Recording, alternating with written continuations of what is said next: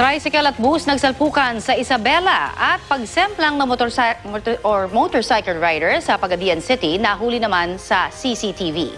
Yan at iba pang balitang probinsyang hatid ni Mav Gonzalez.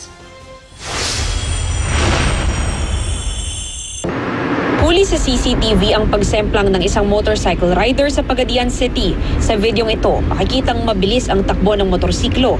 Pero nang subukang kumanan sa kanto ng Benigno Aquino Street ay dumaustos ang rider. Agad mang sumaklolo ang ilang motorista sa lugar. Bukod sa mabilis na takbo, madulas din ang kalsada na dulot ng pagulan. Swerte ang rider na hindi gaanong nagalusan.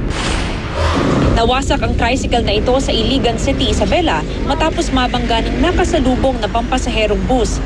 Patay ang 4 na lalaking sakay ng tricycle, kabilang ang driver na si Leonardo Ander. Nasira naman ang bumper at windshield ng bus. Base sa investigasyon, tinangkang mag-overtake ng tricycle sa kasunod nitong sasakyan. Kusa namang sumuko ang driver ng bus na si Joseph Pasaraba. Mav Gonzalez, GMA News.